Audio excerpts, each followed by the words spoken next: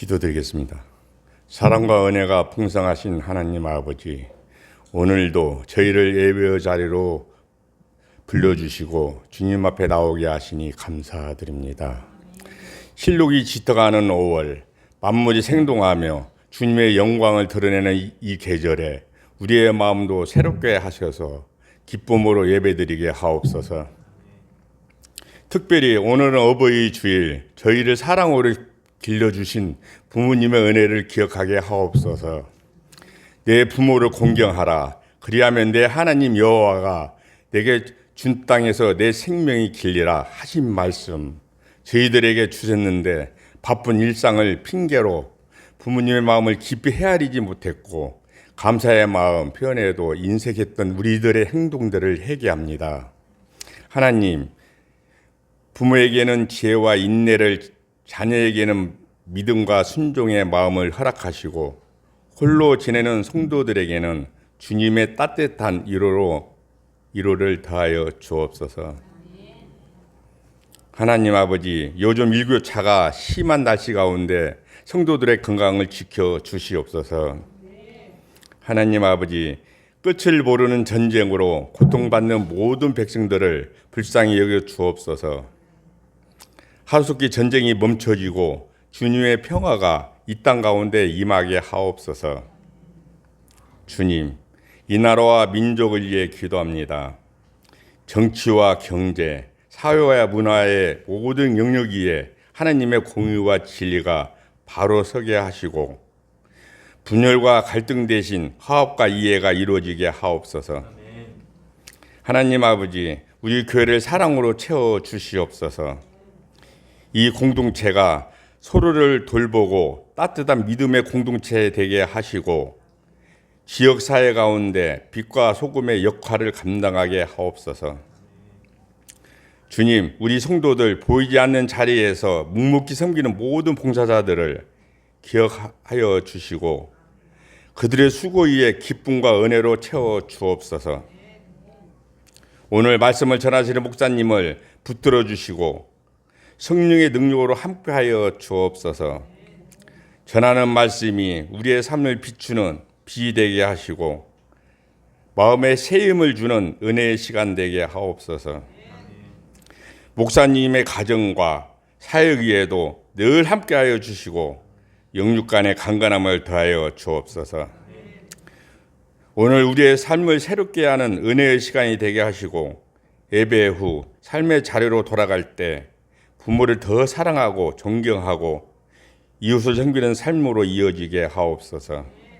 이 모든 말씀 생명이요 사랑이신 예수 그리스도의 이름으로 기도드립니다.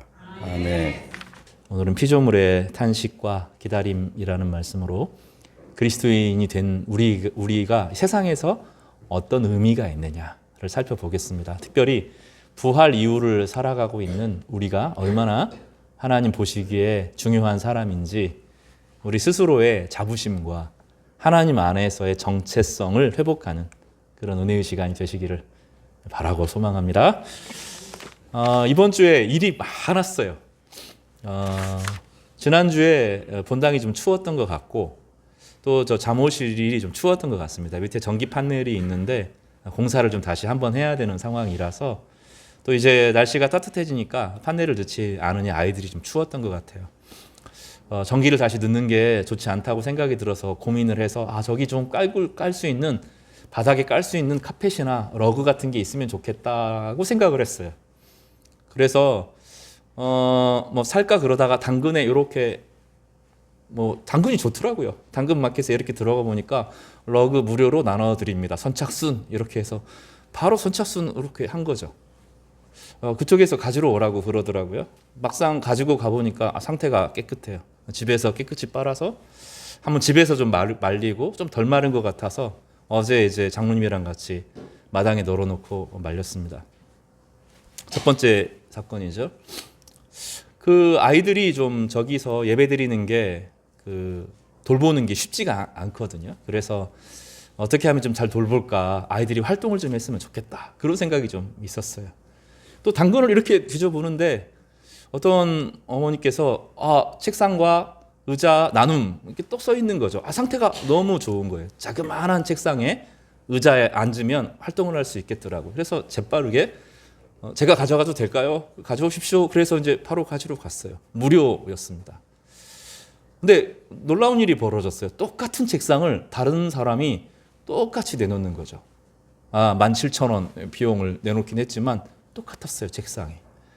그때 생각이 든 게 뭐냐면 이 두 아이가 저 아이도 활동을 해야 되는데 한 명만 있으면 싸우잖아요. 똑같은 게 어떻게 나올 수 있지? 그런 생각이 들어서 제가 가져가도 될까요? 그러니까 가져오라고 그래서 제가 재빨리 가지러 갔습니다. 그래서 이제 책상 어제 그 러그를 펼치고 책상 2개를 놓고 아이들이 이 안에 뭔가 활동을 하면 좋겠다 해서 다이소에서 잔뜩 물건을 샀는데 얼마 안 되더라고요. 색칠 공부도 하는 것도 하고 스티커도 준비하고. 그냥 간증 얘기를 하려고 하는 것이 아니라 기다리고 있다는 거예요. 러그도 우리를 기다리고 있고, 물론 새 거 사주면 좋겠지만 책상도 우리 아이들을 기다리고 있고 다 기다리고 있는 거죠. 이런 성경에서는 이걸 되게 중요하게 이야기하는데 우연처럼 보이는 사건처럼 보이는 많은 일들이 우리를 역사의 무대로 이끌어내는 거라는 거예요. 목사님 설교하시겠습니다. 시간인데 제가 안 나올 수도 있겠죠. 그런 일이 있으면 다들 무슨 일 있나 이렇게 생각하고 있을 거예요. 오케스트라가 있고 뮤지컬이 있는데 레미제라블, 라이언 킹 이런 거 쫙 하고 있는데 그런 거 되게 재밌거든요. 근데 무대를 쫙 열었는데 배우들이 안 나와요. 그러면 그 무대 전체는 망치고 거기 기대하고 온 모든 사람들은 이게 뭐지? 웅성웅성 하다가 돌아가게 될 겁니다. 근데 성경은 하나님의 백성을 피조물들이 기다리고 있다는 거예요.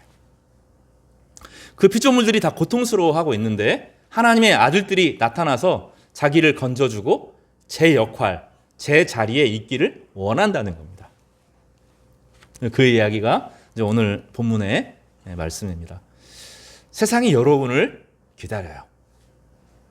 잘 와닿지가 않은 것 같은데 로마서 1장에서 7장은 허무한데 굴복했던 하나님의 백성이 죄로 인해서 노예가 됐던 하나님의 백성이 죄를 수행했던 하나님의 백성이 몸에 죄가 익숙해졌던 하나님의 백성이 예수 그리스도의 보혈의 피로 하나님의 용서함을 얻고 자유를 얻었다고 선언합니다.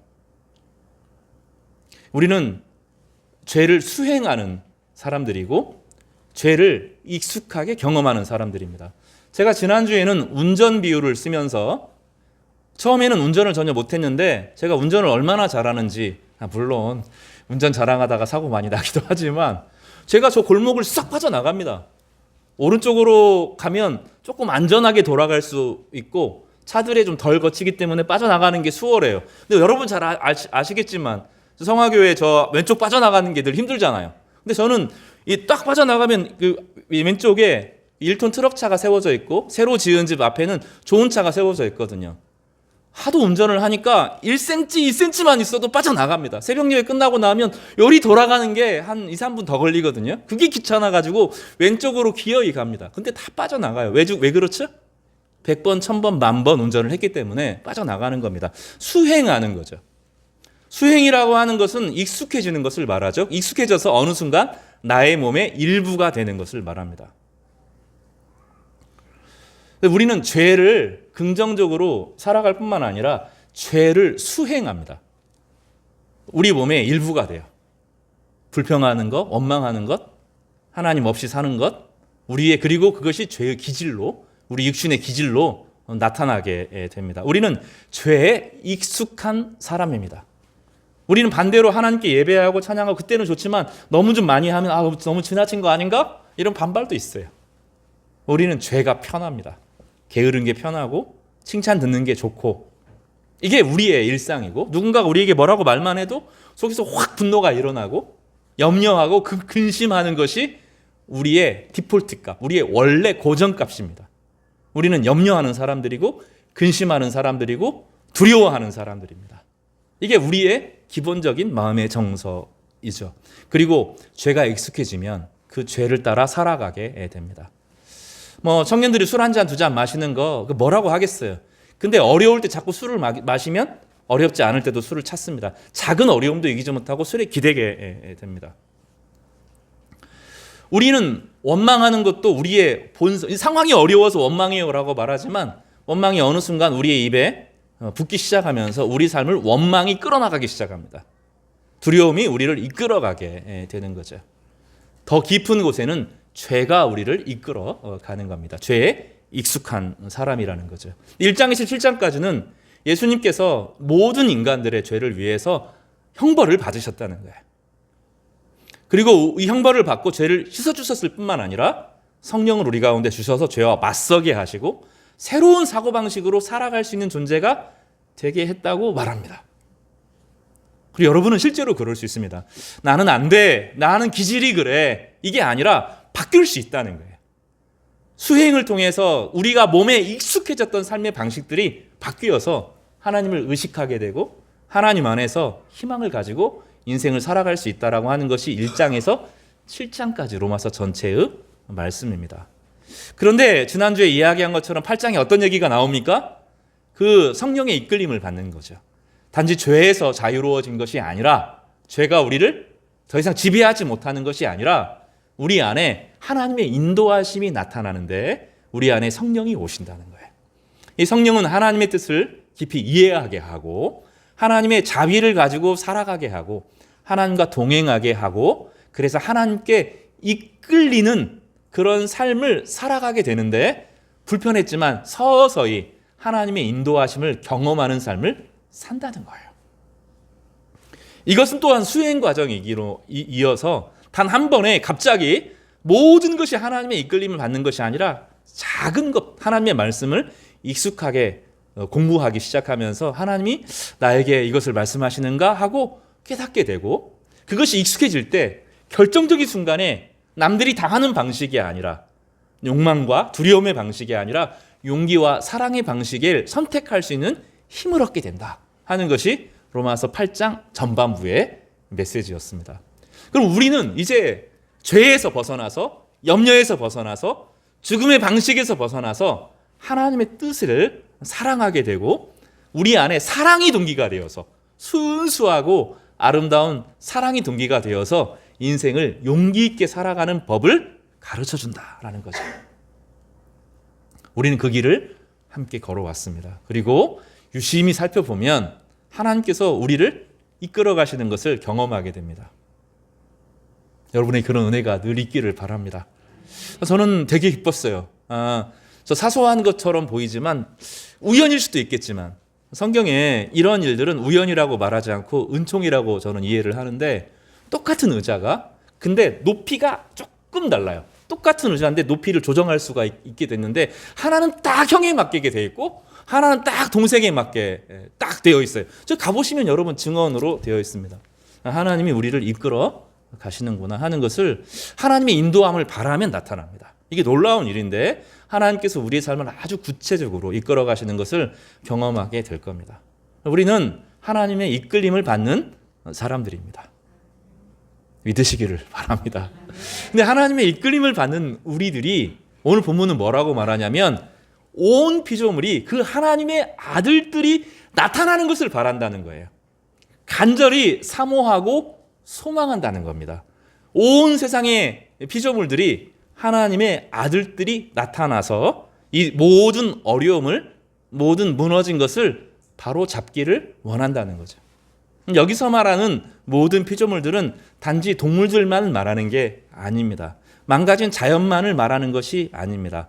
음악, 미술, 예술, 과학, 철학, 정치 그 모든 영역에 이 모든 것들이 피조물인데 하나님의 사람들이 나타나기를 바란다는 거예요. 예를 들면 예전에도 여러 번 이야기했지만 영국의 윌리엄 윌버포스 같은 사람은 노예제도를 폐지하는 법을 만들었습니다. 법이 기다리는 거죠. 법이 사람만 기다리는 것이 아니라 좋은 법이 나타나기를 법이라고 하는 정신이 기다리고 있는 거죠. 요한 세바스찬 바흐가 음악이라고 하는 것을 체계화시켰습니다. 그리고 현대의 모든 음악은 요한 세바스찬 바흐가 만든 음악의 체계 안에서 다 작곡을 합니다. K-팝의 모든 음악도 요한 세바스찬 바흐가 만든 음악을 따라서 만듭니다. 렘브란트라는 사람이 있습니다. 검정색을 잘 써서 빛을 드러내는 기법을 만든 거죠. 미술이 기다리고 있다는 거죠. 누군가 미술의 질서를 가져오고 작품을 만들어내기를 기다린다는 겁니다. 18절을 좀 같이 읽어보겠습니다. 로마서 8장 18절입니다. 생각하건대, 따라서 해볼까요? 같이 시작. 생각하건대 현재의 고난은 장차 우리에게 나타날 영광과 비교할 수 없도다. 생각한다 하는 것은 무게를 달아보건대, 이런 뜻입니다. 무게를 달아보니 지금 우리가 당하는 고난이 있고 우리에게 나타날 영광이 있는데 무게를 재보니 비교가 되지 않는다, 이런 뜻입니다. 오늘 아침에 창세기 말씀을 묵상하는데 요셉 이야기가 비로소 본격적으로 시작됩니다. 요셉이 억울한 일을 막 당합니다. 형제들에게 팔리고 이집트에 팔려갑니다. 구덩이에 갇혀있는 동안에 형제들이 위에서 저놈을 어떻게 죽일까 의논했습니다. 이집트 대상에게 팔려서 이집트까지 가는 동안에 속에서 분노가 일어났을지도 모르겠어요. 슬픔이 덮쳤을 겁니다. 그리고 보디발의 집에 가서 하나님과 동행했지만 그 결과가 무엇입니까? 보디발의 아내의 모함에 빠져서 감옥에 처박히는 것이었습니다. 그때 요셉이 생각을 합니다. 형들의 얼굴들을 하나하나 생각합니다. 루벤은 자기를 죽이려고 하지는 않았어요. 시므온, 레위, 그리고 그 형제들이 쫙 하면서 그 얼굴, 그 말소리를 생각하면서 부글부글 내가 언젠가는 저놈들 죽여버리겠다. 잘 때마다 이를 바득바득 갈았을지도 모릅니다. 근데 그러면 요셉의 인생은 없는 거예요. 요셉은 그렇게 생각하지 않고 하나님이 자기에게 주신 말씀들을 묵상하면서 도대체 뭘까? 왜 하나님이 나에게 이런 고난과 어려움을 주셨을까? 끊임없이 묵상하는 거죠. 그러니까 그는 이 창세기 38장에 팔리고 37장에 팔리고 39장에 이제 요셉의 이집트 생활이 나오는데 하나님과 동행했다는 것이 반복됩니다. 그러니까 그는 자기에게 상처를 준 사람, 자기의 인생을 망가뜨리는 사람을 계속 묵상하고 염려하고 분노에 빠지면서 자기의 분노를 계속 곱씹으면서 술 마시고 방탕하고 이렇게 안 했다고요. 그는 절망에 지는 사람이 아니라 하나님과 동행하는 것을 연습한 거죠. 우리식으로 말하면 수행한 것입니다. 계속 그렇게 하면서 하나님이 왜 나에게 이런 고난을 주셨을까를 재보는 거죠. 나중에 보니 어떻게 돼요? 하나님을 계속 묵상하니 아브라함이 할아버지잖아요. 할아버지가 자기에게 했던 이야기, 상할아버지죠. 상할아버지. 이삭이 할아버지죠. 할아버지가 자기에게 그 이야기가 야곱에게 건네지고 야곱이 자기에게 했던 하나님이 어떠한 분인가를 계속 묵상하는 거죠. 하나님이 그들의 인생을 이끌어 오셨던 것처럼 나의 인생에 어떻게 복을 주실까?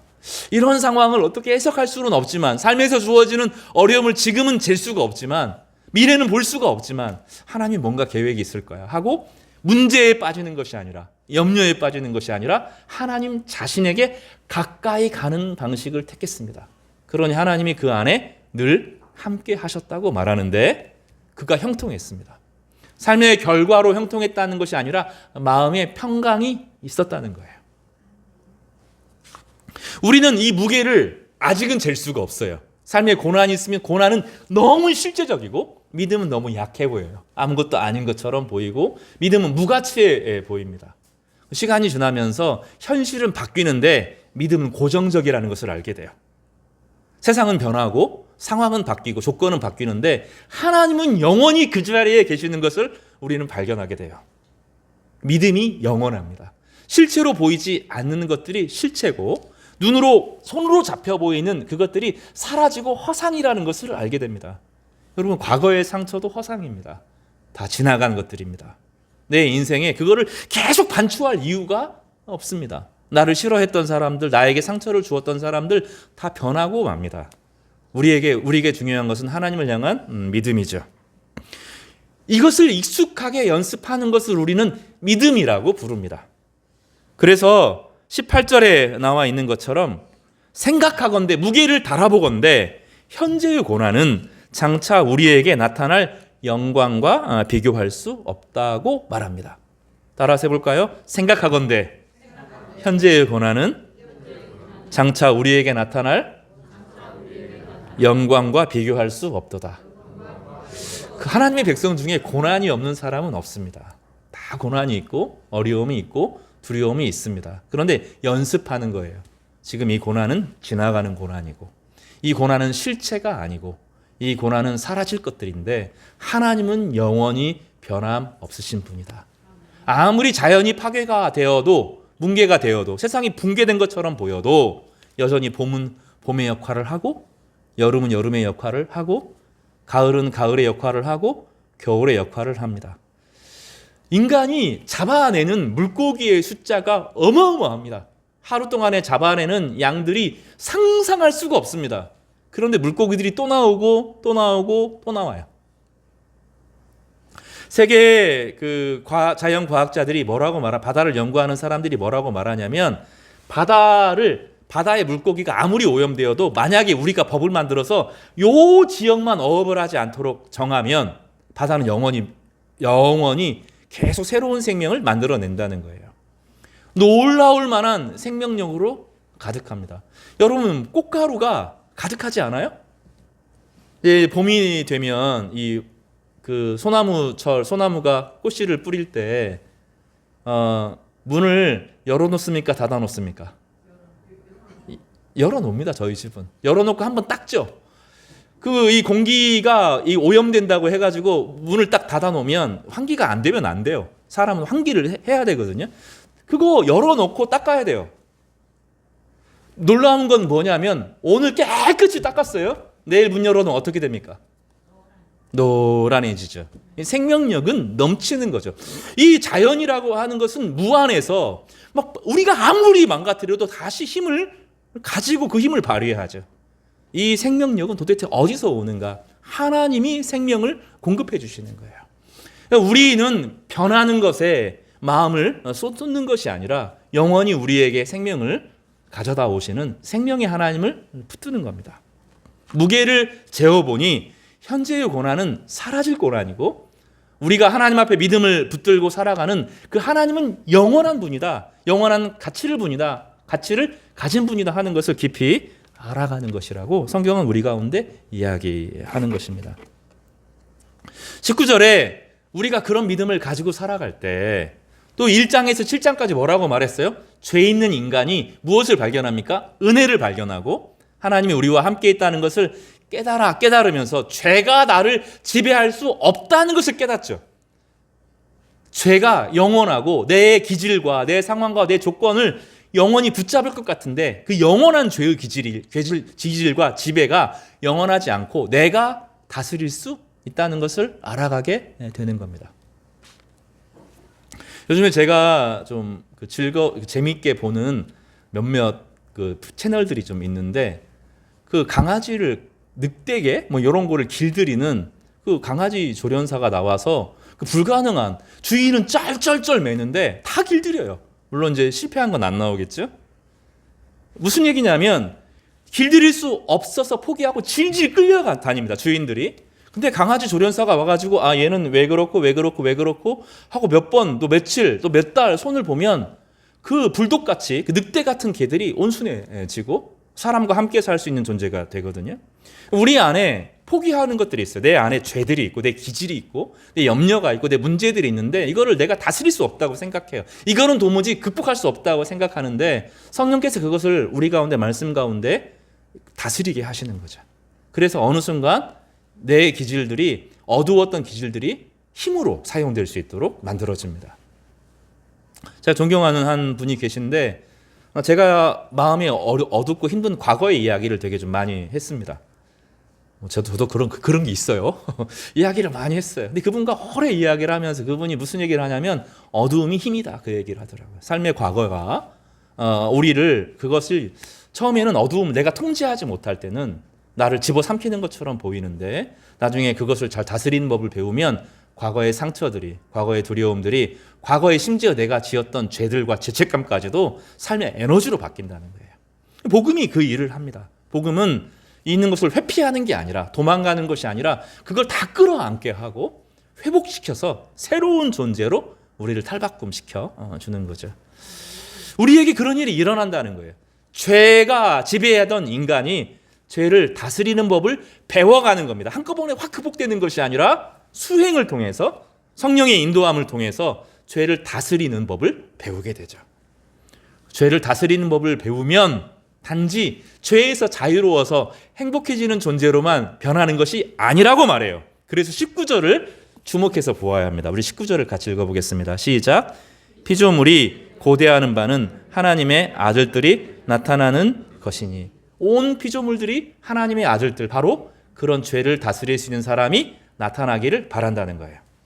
제가 지난 주일 오후 예배도 설교를 잠깐 이 말씀을 가지고 했는데, 제가 아주 좋아하는 그 악동 뮤지션이라고 하는 그룹이 있습니다. 요즘에 이상한 춤, 이런 춤도 아니고 무슨 동작 움찔움찔하는 춤을 추는데 온 교회들이 따라서 하고 있죠. 저희 교회 청년들도 한번 해보면 재밌을 것 같은데 제가 먼저 해야 되나 이런 생각도 합니다. 그 몽골 선교사님의 자녀들이었어요. 처음에는 이제 국제학교에 잠깐 보냈는데 비용이 감당이 안 돼서 아이들을 그 학교에 보낼 수가 없었습니다. 그 다음에는 이제 집에서 홈스쿨링을 커리큘럼에 따라서 국제학교나 다른 학교에 홈스쿨링을 해보려고 했는데 안 돼요. 도무지 감당이 안 돼요. 방법이 없어요. 선생님들도 부족하고 부모님이 거기에 매여서 할 수가 없어요. 그래서 교육을 포기한 거죠. 그리고 너희들이 하고 싶은 걸 해. 이렇게 만든 겁니다. 근데 애들이 이제 하다 보니까 음악을 만들게 되죠. 음악을 만들게 되고 여러 음악들을 만들면서 우리나라의 중요한 음악 콘테스트에서 우승을 하게 되면서 이제 음악 활동을 하는 거죠. 그 친구들이 제가 이제 처음에 여러 노래들도 좋지만 제가 그 여자 수연이라고 하는 여자아이의 목소리를 너무 좋아하고 찬혁이라고 하는 남자의 그 음악성을 너무너무 되게 좋아하는데 여러 에피소드들이 많습니다. 근데 제가 이제 되게 중요하게 멋있다 이렇게 그 찬혁이 때 생각한 장면이 하나 있는데 어느 날 찬혁이라고 하는 그 뮤지션이 자기가 존경하는 힙합을 잘하는 뮤지션의 복장을 따라서 하고 빨간 옷을 입고 머리를 딱 넘긴 다음에 그 무대에 딱 등장을 합니다. 힙합의 음악이 쫙쫙쫙 나오는데 이 찬혁이라는 애가 뭐라고 하냐면 어느새 힙합은 안 멋져 이런 노래를 부르는 거죠. 근데 힙합으로 힙합을 뒤집는 거예요. 힙합을 통해서 힙합하는 가수들이 요즘에 형편없어. 너희들이 힙합하는 거야? 하고 힙합으로 까는 겁니다. 예, 찬혁은 이제 군대도 갔다 왔고 해병대도 갔다 오고 막 이런 아이였고 힙합하는 사람이 나는 자유를 원해 하면서 군대도 안 가고 맨날 도망 다니고 술 먹고 마약하고 그러면서 이상한 남의 흉내내는 음악을 하면서 이게 힙합이야 하니까 느새 힙합은 안 멋져 하면서 그 힙합을 탁 뒤집어 내는 거죠. 아니 그런 이야기가 있었다고요. 중요한 건 뭐냐면 그들이 만든 노래가 막 K-팝처럼 모든 사람이 다 K-팝을 하거나 모든 사람이 막 격렬한 춤을 하거나 모든 사람이 예쁘거나 이런 음악이 아니고 자기 정서를 담아낼 수 있는 그런 노래를 원하는 청년들이 있지 않겠어요? 청소년들이 있지 않겠어요? 근데 그런 친구들이 부를 노래가 없어요. 빠르고 비트 세고 엄청나게 화려한 노래들, 멋있는 배우들이 나와서 뮤지션들이 와가지고 아이돌들이 나와서 화려하게 추는 춤들은 있는데 평범하게 부르신 노래가 없는 거예요. 자기의 정서를 담아낼 수가 없는 거죠. 근데 그런 노래를 만들어주죠. 그런 노래를 만들어주니까 저 같은 사람도 노래를 부를 수 있어요. 저 같은 사람도 그 움찔움찔 따라서 하는 것이 신나게 들으면서 제 감정을 표현할 수 있게 만들어주는 거죠. 여전히 음악은 기다리고 있는 거죠. 그런 뮤지션들을. 음악이라고 하는 세계가 피조물의 세계인데 그 피조물의 세계가 누군가 멋진 음악을 만들어서 그 음악을 드러내주기를 원하는 거예요. 법은 여전히 좋은 법이 나오기를 법 자신이 기다리고 있는 거죠. 법도 하나님 만드신 피조물이거든요. 누군가 산을 어떻게 갖고 와야 되는지 기가 막히게 알아낼 수 있는 사람이 나타나기를 바란다는 거예요. 세상의 모든 피조물들이 하나님의 백성을 기다려요. 모든 피조물들이 여러분을 기다려요. 음악을 만들어주기를, 그런 그림을 그려주기를, 그런 영화를 만들어주기를 기다려요. 어떤 감독이 킹덤 오브 헤븐이라고 하는 영화를 만듭니다. 근데 영화를 3시간 넘게 만들어서 보여주겠다는 거예요. 그러니까 감독들이 이게 제작사가 무슨 영화를 3시간이나 만들어? 불가능해 하고 제작비를 확 줄이고 이 대본을 쫙 자르죠. 알겠습니다 하고 2시간 반짜리 영화 대본을 보내요. 이 감독이 좀 거짓말을 했죠. 그리고 나서 대본은 그거 하고 찍기는 3시간 10분짜리를 찍어요. 영화가 기가 막힙니다. 어떤 내용이냐면 예루살렘을 옛날에 기독교인이 다스릴 때 다시 이슬람이 쳐들어오고 그 안에서 벌어지는 예루살렘이 뭐냐 이걸 물어보는, 종교가 뭐냐, 종교가 사람을 죽이고 파괴하고 망가뜨리는 게 종교냐, 진짜 기독교의 의미는 무엇인가를 그 영화에서 현실 고증을 철저하게 해가지고 담아내는 영화를 만들어냅니다. 막 울었어요. 그리고 예루살렘에 일어났던 비극과 지금에 일어나는 전쟁들을 보면서 가슴이 터질 정도로 가슴이 아팠던 적이 있습니다. 영화가 기다려요. 누군가가 좋은 영화 감독이 되어서 그 좋은 영화를 만들기를 기다리는 거예요. TV에서 기다려요. 어린 아이들이 막 학대당하고 문제되고 그 아이들을 어떻게 양육할 것인가. 그런데 왜 아이들이 망가질까? 그런데 한 사람 여자분이 딱 나타나가지고 이 아이들의 문제들을 다 드러내면서 애가 문제가 아니라 양육하는 부모님이 얼마나 왜곡되어서 양육하는지를 잘 가르쳐주면서 그거를 보면서, 물론 이제 상업이기 때문에 문제가 되지만, 문제가 있긴 하지만 정말로 많은 부모님들이 내가 잘못하고 있구나, 내가 아이를 함부로 대했구나, 내가 아이를 도구처럼 사용했구나, 아이들이 이런 슬픔이 있구나, 우리가 알려주죠. 누군가 기다리는 거예요. 무대 뒤에 지금 사람들이 다 기다리고 있어요. 하나님 백성들이 짠 하고 등장해서 망가진 정치, 망가진 국방, 망가진 경제, 망가진 청소년, 망가진 어린아이, 망가진 동물, 망가진 모든 세상에 나타나기를 기다리고 있다는 거죠. 피조물들이 그걸 기다리고 있다는 거예요. 다시 말하면 죄에서 건진받아서 하나님의 인도함을 받고 하나님의 인도함이 익숙해져서 자연을 돌보는 사람으로, 자연을 치료하는 사람으로, 자연을 고치는 사람으로 세상의 모든 피조물들이 제 가치를 가지고 살아갈 수 있도록 하나님께서 우리를 준비시켰다는 거죠. 무대가 열려야 되는데 나와야 되지 않겠어요? 모든 게 다 준비가 되어 있는데 이제 누가 배우만 나오면 되거든요. 근데 안 나타나요. 자기 문제에 빠져 있어서, 자기들끼리 싸우고 있어서. 나는 자신이 없어 하고 못 나타나는 거죠. 준비가 돼야 돼요. 이건 수행이 필요한 과정입니다. 같이 모여서 기도해야 되고 성경을 읽어야 되고, 하나님 나에게 무엇이, 내 삶이 무엇입니까 하고 물어봐야 되고, 이 상황에서 어떻게 하는 게 좋겠습니까? 물어봐야 돼요. 알려줍니까? 안 알려줍니까? 안 알려줘요. 당장 알 수 있는 게 아니에요. 성경을 꾸준히 읽고 이게 하나님의 뜻인가 하고 시도해 보는 거예요. 주님이 기뻐하시는 것인가 시도해 보는 거죠. 그러면서 우리도 그 수행을 통해서 만들어져 가는 겁니다. 우리는 예수 그리스도 안에서 신분을 회복했어요. 하나님의 아들의 신분을 회복했어요. 그러나 신분만 가지고는 일할 수가 없습니다. 실제로 그 일을 감당해야 되는 거죠. 제가 운전면허를 여러 번 예를 드는데, 좀 운전면허를 따고 나서 운전에 익숙해지는데 시간이 오래 걸렸어요. 자격은 얻었지만 능력은 부족했어요. 점점점 보입니다. 요 길을 통과할 수 있을까? 옆에서 아내가 물어와요. 갈 수 있어? 갈 수 있어? 어떻게 가? 아이가 맨날 뒤에 타는데, 왜냐하면 아빠 운전이 위험하다고 생각 뒤에 타는 거죠. 타가지고 내가 가려고 하면 갈 수 있어? 내가 볼 땐 분명히 갈 수 있는데 옆에 타고서는 갈 수 있어? 물어보는 거죠. 돼요. 자격은 얻었지만 능력이 안 되지만 하는 가운데서 이루어집니다. 하나님의 백성은 시도해보는 거죠. 이 상황에서 하나님 내가 가도 됩니까? 어떻게 가야 됩니까? 길이 열립니다. 채팅으로 빨리 되게 급하죠. 당근도 되게 아주 경쟁이 대단히 치열하더라고요. 보고 있다가 책상, 러그 제가 가져가도 될까요? 요즘에는 AI가 관심이 있습니다. 딱 가르쳐 줍니다. 딱 하면 딱 되는 거죠. 하나씩 길들이 보여요.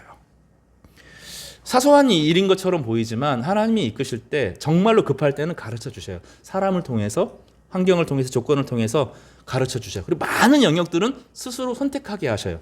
마음의 동기를 하나님의 영광을 위해서, 이웃을 사랑하는 동기를 통해서 사랑의 마음으로 하나씩 하면 익숙해지고 그 일들이 변화되고 또 조건들을 만나게 되면서 하나님의 뜻이 드러나게 됩니다.